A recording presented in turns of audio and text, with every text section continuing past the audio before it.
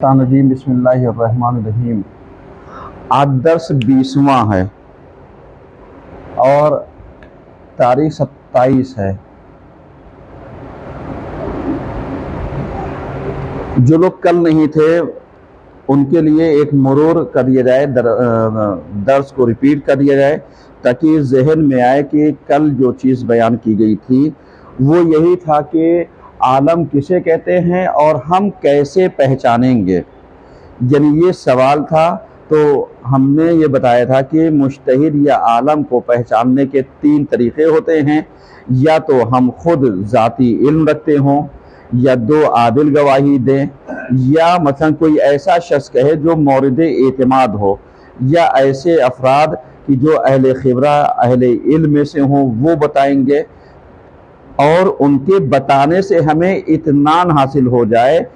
तो इस तरीके से हम मुज्तहिदीन को क्या कर सकते हैं, पहचान सकते हैं। उसके बाद कल यहाँ पर एक बात और अर्ज़ की थी कि जब हमने मुज्तहिद को पहचान लिया तो ये कैसे पता चलेगा कि मुज्तहिद की बात, मुज्तहिद का फतवा या मुज्तहिद की बताई हुई बात, इसे हम कैसे पता लगाएंगे। तो इसके लिए कल हमने बताया था कि इसके 4 रास्ते होते हैं, 4 तरीक़े होते हैं। जैसे या तो हमने खुद मुज्तहिद से सुना हो, या 2 आदिल गवाही दे और उससे यकीन हो जाए, या मुज्तहिद का फतवा किसी ऐसे शख्स से सुने जो मोतबर हो, जैसे हमने कल कहा था वकील वगैरह, या मुज्तहिद की किताब या तौजील मसाइल वगैरह से। इस तरीके से हम क्या कर सकते हैं, मुज्तहिद के फतवे को हासिल कर सकते हैं। आप में से बताइए कितने अफराद ऐसे हैं जो इन रविश के ऊपर चलते हों, और ज़्यादातर अफराद मालूम करना भी नहीं चाहते। कमाल तो यह है कि एक चीज़ हमें नहीं आता, कोई मसला नहीं, लेकिन एक चीज़ यह है हम जानकारी हासिल करना ही नहीं चाहते। क्योंकि अगर हम जानकारी हासिल कर लेंगे तो कहीं ऐसा तो नहीं कि लोग हमें मौलवी मौलाना कहने लगें। आज सबसे बड़ी मुश्किल ये है कि अगर हमारे समाज का कोई नौजवान बच्चा या बच्ची अगर इल्म दीन को हासिल कर लेती है तो हम उसकी एक चिढ़ौनी निकाल लेते हैं और इस तरीके से उसकी होर्डिंग करते हैं कि वो मकतब से, मदरसों से, दीनी उमूर से दूर हो जाए। ईमानदारी से कभी कभी आप ये सोचिए, क्या आपको अल्लाह का डर नहीं है? क्या पलट करके अल्लाह की बारगाह में नहीं जाना है कि अगर हमने किसी इंसान को इल्म दीन हासिल करने से रोक दिया, मतलब जैसे मैं आपको मिसाल दूं, बाद अफराद इस क्लास को ये सोच करके बंद करा देना चाहते हैं कि साहब, कभी कभी ऐसा होता है कि आप बताइए आपको उर्दू आती है, आप कहेंगे नहीं आती है। तो भैया नहीं आती है तो जितने मजलिस में आते हैं, जाकिर या खतीब की बात सुनते हैं, तो क्या सबको उर्दू आती है? सब लिखना पढ़ना जानते हैं? वहां बात कैसे समझ में आ जाती है? और वहां तो क्वेश्चन आंसर का बाब भी नहीं खुला होता कि आपको कोई कंफ्यूजन पैदा हुआ, आपने सवाल कर लिया। लेकिन जहां पढ़ाया जा रहा है यहाँ पर तो एक सवाल और जवाब का बाब खुला हुआ है। कोई चीज समझ में नहीं आ रही, आप उस्ताद से सवाल कीजिए, समझ में आ रहा है। उसके बाद कमाल की बात यह है कि बहुत सारे अफराद एक मिजाज और भी रखते हैं कि साहब बताइए कि ये जो अब्बास किला से चल रहा है, ये किसकी परमिशन से चल रहा है? मतलब आप इंसान की नीचता को और उसके टुच्चे पने को आप अंदाजा लगा सकते हैं।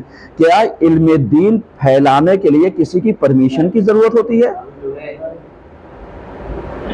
लेकिन हमारे यहाँ समाज में बहुत सारे अफराद इस किस्म के पाए जाते हैं कि उन्हें बताओ ये किसकी परमिशन से चल रहा है। इसका मतलब क्या हुआ? इसका मतलब ये हो गया कि मिशन कौन सा चल रहा है जिसमें परमिशन की जरूरत है। आप सोच रहे हैं, अभी आप अपने यहाँ कोई क्लास चलाइए, कोई ऑनलाइन क्लास डालिए और आपसे कोई सवाल करे आप किसकी परमिशन से चला रहे हैं, तो आप बताइए आपके तन बदन में आग लगेगी या नहीं लगेगी? ابھی ہم آپ سے کہیں بیٹا تم دکان جانے لگے، یہ بتاؤ کس کی پرمیشن سے جانے لگے؟ اس کا مطلب تم یہ سوچو گے لگتا ہے مولانا صاحب کھسک گئے ہیں. کیوں؟ اس لیے کہ یہاں پر بھی یعنی اگر ہم اپنی ضروریات کو پورا کرنے کے لیے دکان پہ کاروبار کے لیے جا رہے ہیں تو یہاں پر پرمیشن کی ضرورت ہے نہیں. تو اس طریقے کی چیزیں اگر سماج میں پیدا کی جا رہی ہیں تو اس کا مطلب کیا ہوا؟ اس کا مطلب یہ ہو گیا کہ ہم کسی چیز کے فروغ میں حصے دار اور بھاگیدار تو نہ بن پائے، لیکن اپنے گھر کی یعنی اپنے گھر کی ذہنیت، اپنی تربیت کی ذہنیت، اپنے ذہن اور مینٹالٹی کو ہم نے جو اپج کہا جاتا ہے، اس سوال کے ذریعے ہم نے ظاہر کر دیا. آپ ایمانداری سے بتائیے کیا علم دین کا پھیلانا مولوی مولانا یا دوسرے پڑھے لکھے یا سمجھدار انسان کا کام نہیں ہے؟ امر بالمعروف کرنا مولوی مولانا کام نہیں ہے؟ تعلیم دلانا مولوی مولانا کام نہیں ہے؟ اب آپ سوچئے جب ہماری مینٹالٹی ایک عباس کلاسز کے نام سے اگر کوئی کلاس چل گیا وہ بھی آدھے گھنٹے کے لیے، تو اب اس میں پرمیشن کی ضرورت ہے. تو اب آپ کو سمجھ میں آیا کہ اگر اسی چیز کو چلانے کے لیے دینی مسئلوں کے علاوہ اگر ہم اس کی جگہ سہولت پیدا کرتے کہ بھائی ہمارے یہاں کی پتہ نہیں کتنی قوم کی بچیاں ایسی ہیں جو فیس نہ دینے کی وجہ سے اچھے اسکولوں میں تعلیم سے محروم ہے، تو اب اچھے اسکولوں میں تعلیم دلانے کے لیے اسباب کو فراہم کرتے یا ہم ایک مضبوط بنیاد رکھتے تاکہ یہ جو جنریشن گئی تو گئی، آنے والی جنریشن کے لیے ایک انتظام کرتے. تب تو کہا جاتا فکر اچھی ہے. لیکن اگر ہم چلتے ہوئی چیزوں کو روکنے کی کوشش کریں تو یعنی اس چیز کو آپ سمجھ سکتے ہیں کہ صاحب کس کی پرمیشن سے چل رہا ہے. مجھے تو تعجب ہوتا ہے انسان کی سوچ کے اوپر کہ آپ صادق بھائی بتائیے کہ ابھی آپ سے پوچھا رہے صادق بھائی آپ کس کی پرمیشن سے آئے کلاس میں؟ آپ کیا کہیے گا؟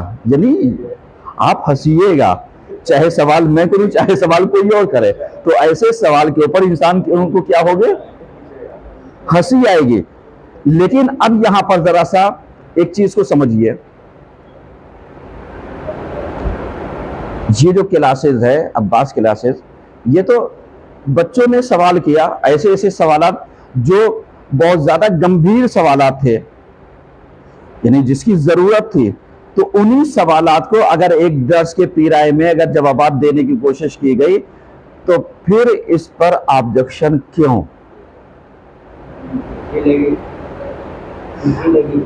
ٹھیک ہے، آبجیکشن کیوں؟ کیا آپ سے ہم سیلری مانگ رہے ہیں یا بچوں کے اوپر فیس لگا دی؟ یہ تو ہم نے الگ سے وقت دے کر کے ایک دین کے لیے اور ایک قدم آگے بڑھایا تاکہ دین عورتوں میں پھیل رہا تھا مردوں میں بھی جانے لگے. تو دین پھیلنے سے روکتا کون ہے؟ کون روکتا ہے؟ سمجھ رہے ہیں؟ یعنی دین پھیلنے سے وہی شخص روکتا ہے جس کو دین سے تکلیف ہوتی ہے. چونکہ آج یعنی دینداری کا لباس پہن لینے سے کوئی دیندار نہیں ہو جاتا، ریاکاری کر لینے سے، دکھاوا کر لینے سے کوئی دیندار نہیں ہو جاتا. سمجھ رہے ہیں؟ کیوں؟ اس لیے کہ دین ہمارے عمل سے ظاہر ہونا چاہیے. یہ چیزیں ہیں. اب ذرا سا آئیے، جیسے ہم نے یہاں پر بتایا تھا کہ صاحب کسی مجتہد کا فتویٰ پہچاننے کے 4 راستے تو ہیں، لیکن اگر ہمارے سامنے فتویٰ آیا لیکن ہم کنفیوز ہو گئے، پتہ نہیں یہ فتویٰ ہے بھی یا فتویٰ نہیں ہے، مجتہد نے بیان کیا ہے مجتہد نے بیان نہیں کیا ہے، ایسی کنڈیشن میں ہم کیا کریں گے؟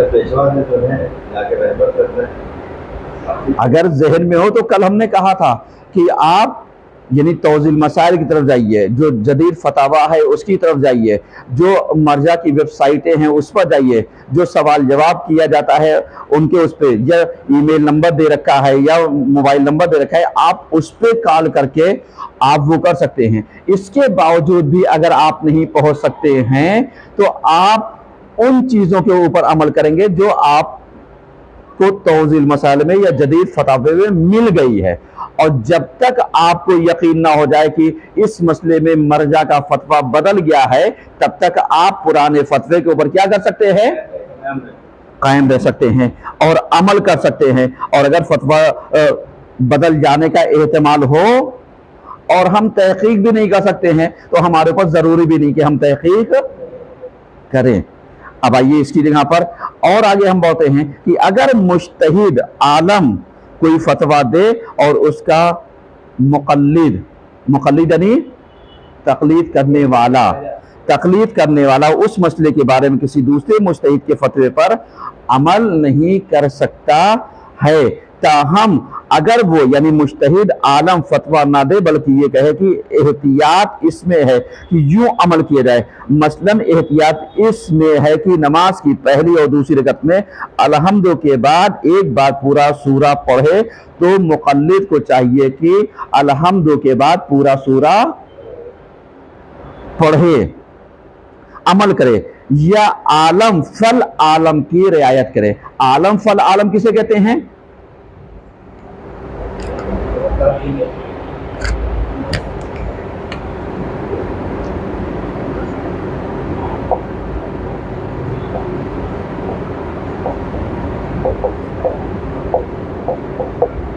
आलम फल आलम किसे कहते हैं? तो अब इसके बाद यानी आप इसको समझ सकते हैं, जो सबसे ज्यादा जानकारों में जो सबसे ज्यादा जानकार हो,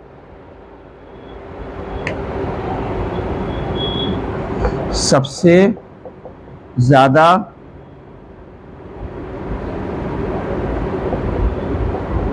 जानकारों में सबसे ज्यादा जानकार, यानी ये हमने इसलिए ये लफ्ज़ इस्तेमाल किया ताकि आप इस चीज के जरिए क्या कीजिए, समझ सकिए।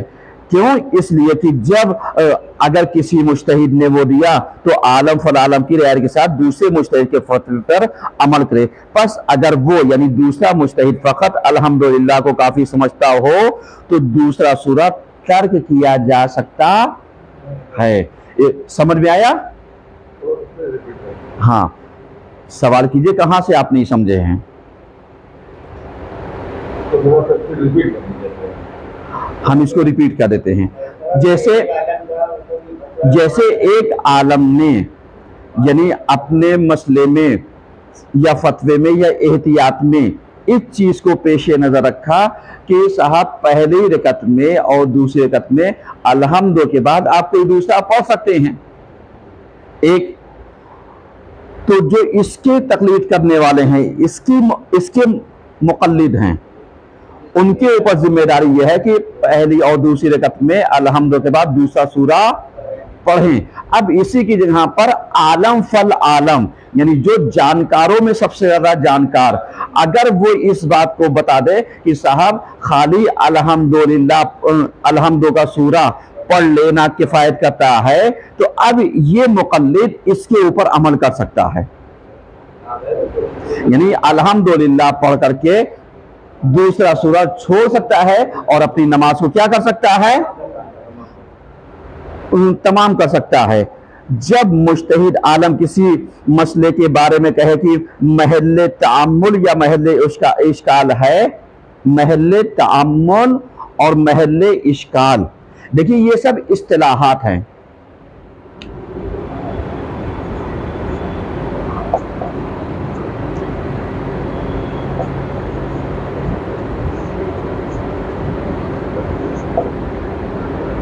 महल्ले तअम्मुल यानी यहां पर सोच विचार करने की जरूरत है।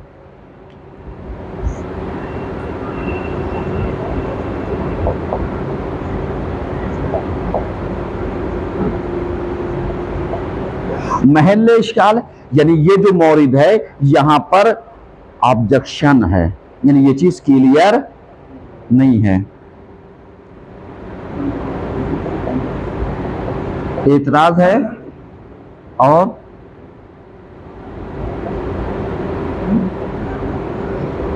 मसला वाज़े नहीं है। अब आप समझिए کہ یہ جو باریکیاں پائی جاتی ہیں، یہ میں اس لیے بیان کر رہا ہوں تاکہ آپ اس چیز کو سمجھیے، کیونکہ ہر کوئی آتا ہے اور بہت آسانی سے مسئلے مسائل میں مرجع بن جاتا ہے۔ کبھی کبھی آپ نے دیکھا ہوگا کہ جب کوئی میت نہلائی جائے تب دیکھیے، جب میت کفنائی جائے تب دیکھیے، جب میت دفنائی جاتی تب دیکھیے۔ کوئی کہتا ہے کمر سے اوپر پڑھیے، کوئی کہتا ہے کمر کے نیچے پڑھیے، کوئی کہتا ہے چادر لگا دیے، کوئی کہتا ہے نامحرم نہ دیکھ پائے، کوئی کہتا ہے نامحرم دور ہو جائیں۔ مطلب اس طریقے سے بہت ساری چیزیں یعنی انسان پیش کرتا ہے، اور پیش کرنے کے بعد اپنی اپنی بات بآسانی کہہ دیتا ہے۔ اب اگر ان سے یہ سوال کر لیا جائے کہ آپ جتنی بھی بات بیان کر رہے ہیں کون سے قرآن اور حدیث سے آپ کے پاس کوئی دلیل ہے، تو اب پتا چلا کہ جن چیزوں میں یعنی یہ اصطلاحات پائی جاتی ہے ان اصطلاحات کو ہم نہیں سمجھتے ہیں اور سمجھنے کی کوشش بھی نہیں کرتے ہیں، اور جب سمجھنے کی کوشش نہیں کرتے ہیں تو نتیجہ کیا ہوتا ہے کہ سارے مسئلے مسائل کیا ہوتے ہیں، بدل جاتے ہیں، اور جب یہ سارے مسئلے مسائل بدل جاتے ہیں تو نتیجہ کیا ہوتا ہے؟ ذرا سا کپڑا بھگو کر کے میں دے دیجیے، ہاں اس کو بھگو کر کے لائیے۔ تو جب یہ مسئلے مسائل بدل جاتے ہیں تو یہ جو اصطلاحات پائی جاتی ہے، جیسے احوت ہے، احتیاط ہے، یا جیسے محل تعامل، محل اشکال، یا مطلب ایک دم مجتہد مرجع نے سکوت اختیار کیا، یعنی اس نے کوئی کلیئر نہیں کیا، تو اس طریقے کی چیزیں آج ہمارے یہاں کیا ہوتی ہیں، پائی جاتی ہیں۔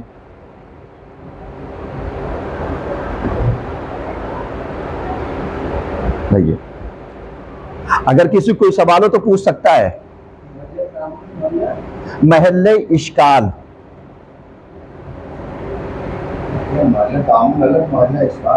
جی جی، آپ ایک جیسے نہیں ملا سکتے اس کو، یعنی جہاں پر اعتراض ہے، آبجیکشن،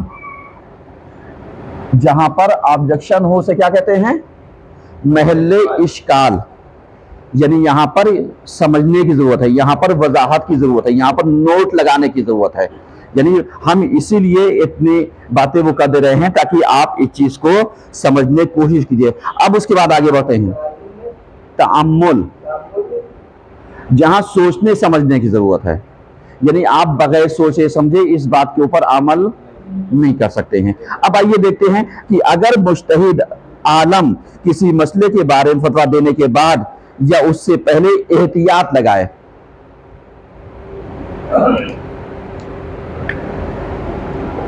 اگر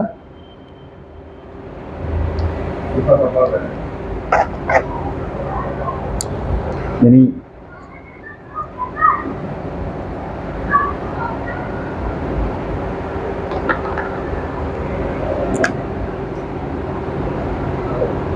اگر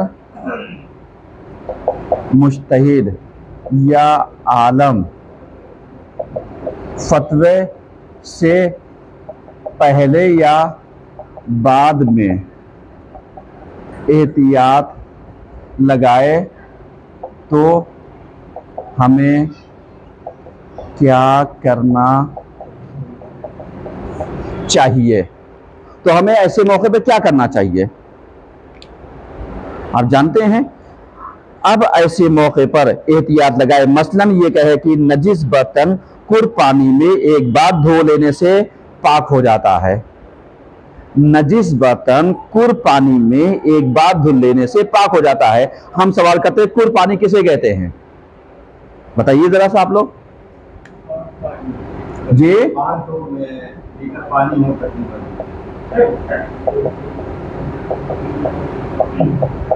کون بتائے گا؟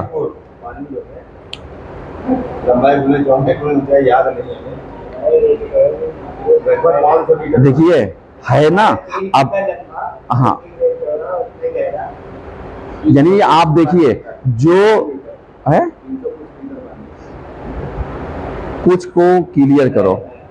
دیکھیے جو پہلے مجتہدین نے جن چیز کو کلیئر کیا ہے وہ یہی کہ ایک آدمی کا عمومی قد جس کا ہے مساوی، نہ بہت لمبا نہ بہت چھوٹا، اس کے بالش سے 3.5 بالش لمبا چوڑا گہرا اتنا ہو اور پانی بھرا ہو تو یہ 1 کر کہلاتا ہے۔ اب آج کے زمانے میں اگر ہم لیٹر کے حساب سے وہ کرنا چاہیں تو 377 لیٹر پانی، کتنا؟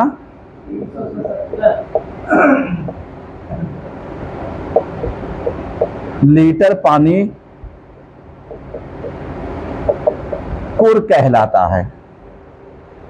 377 لیٹر پانی کر کہلاتا ہے۔ یہ نجس کب ہوتا ہے؟ بتائیے، بولیے ذرا سا۔ جب پانی کم ہو جائے گا تو نجس ہو جائے گا۔ کون بتائے گا؟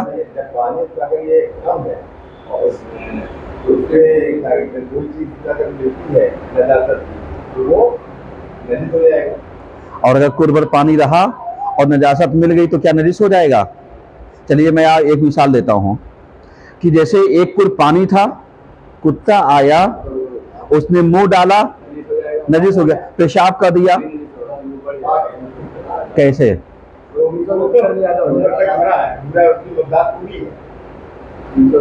دیکھیے، ہاں بولیے ذرا سا، ہاں عقل میں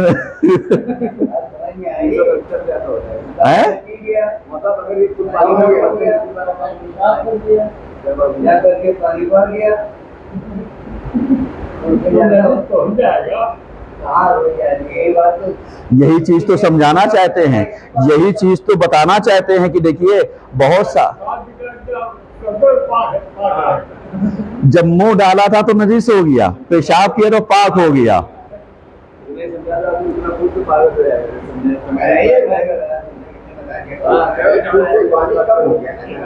دیکھیے آپ میری بات سنیے ذرا سا۔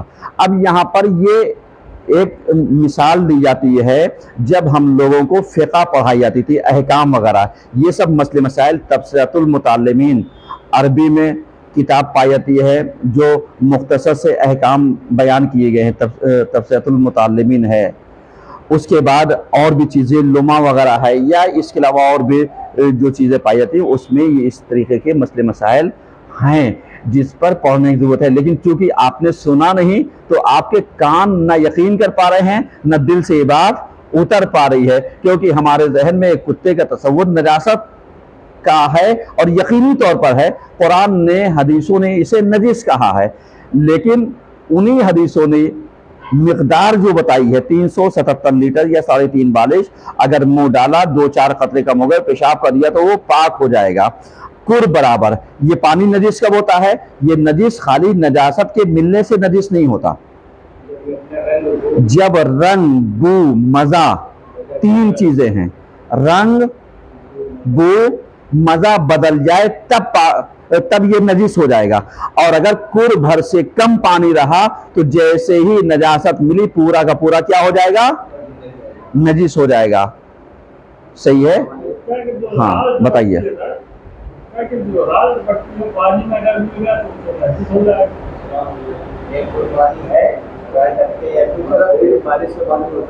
ہاں نہیں، کس نے کہہ دیا نجس ہوتا ہے؟ دیکھیے کچھ چیزیں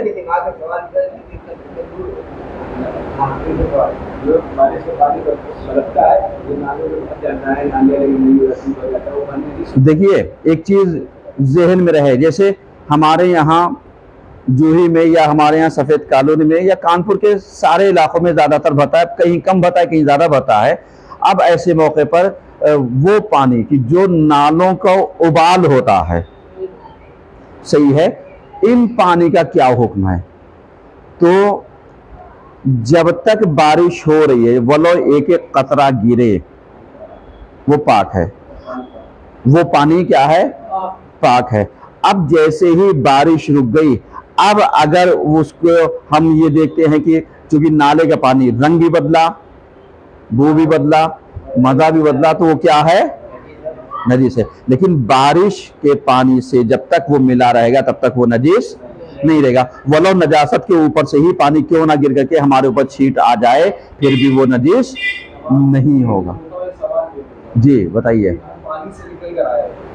بارش ہو رہی تھی اور میرے کپڑوں پر اوپر کا پانی آیا، تو کیا اس ٹائم ہم کو کپڑوں کی دھونے کی ضرورت ہے کہ نماز نہیں، کچھ نہیں ضرورت ہے، کسی چیز کی ضرورت نہیں ہے. بارش ہو رہی ہے تو آپ اس میں آ کر کے نماز بآسانی پڑھ سکتے ہیں اور آپ کو کپڑے کے طہارت کی ضرورت نہیں ہے. اب آئیے یہاں پر جس چیز کو، چونکہ ٹائم پورا ہو رہا ہے تقریباً دھیرے دھیرے کر کے، یہاں پر اب جیسے مجتہد اگر فتویٰ یا احتیاط لگاتا ہے، یعنی فتوے سے پہلے یا بعد میں احتیاط لگاتا ہے، تو ایسے موقع پر ہمیں کیا کرنا چاہیے؟ جیسے نجس برتن کو کر بھر پانی سے ایک بار دھلیں گے پاک ہو جائے گا، لیکن احتیاط یہ ہے کہ اس کو 2 بار دھلا جائے. احتیاط یہ ہے کہ اس کو 2 بار دھلا جائے. تو اب یہاں پر جیسے نجس برتن کر پانی سے ایک بار دھونے سے پاک ہو جاتا ہے، اگر سے احتیاط اس میں یہ ہے کہ 3 مرتبہ دھوئے. بعض کے یہاں 2 مرتبہ ہے. اب جیسے سیستانی صاحب کے یہاں 3 مرتبہ، ایک مثال دے رہے دھوئے، تو مقلد ایسی احتیاط کو ترک کر سکتا ہے. ترک کر سکتا ہے یعنی کیا مطلب؟ سمجھ میں آیا؟ ہاں بولیے. یہاں فتوے کی بات ہی نہیں ہے، یہاں پر فتوے کی بات ہی نہیں ہے. یہاں پر جیسے سیستانی صاحب نے فتویٰ دیا، ایک مسئلہ بیان کیا کہ صاحب یہ جو کر بھر پانی ہے، اس سے نجس برتن اگر ہم دھلیں گے تو ایک بار دھلنے سے پاک ہو جائے گا، لیکن احتیاط یہ ہے کہ اس کو 3 بار دھلا جائے. تو اب ایسے موقع پر ہمیں 3 بار دھلنے کی ضرورت نہیں ہے، ایک بار دھلنے کے بعد بھی یہ برتن کیا رہے گا؟ پاک رہے گا. تو جہاں پر احتیاط قبل یا بعد لگا کر کے یہ کہا جائے کہ ایک بار بھی یہ ہو جائے، لیکن بہتر یہ ہے کہ اتنی بار دھلا جائے، تو اب ایسے موقع پر جو مقلد ہوگا اس کو ترک کر سکتا ہے. اب اگر وہ انجام دے گا تو وہ احتیاط مستحب ہوگی، واجب نہیں ہوگی. یعنی کہنے کا مطلب یہ تھا. صلوات پڑھیے سب مل کر کے.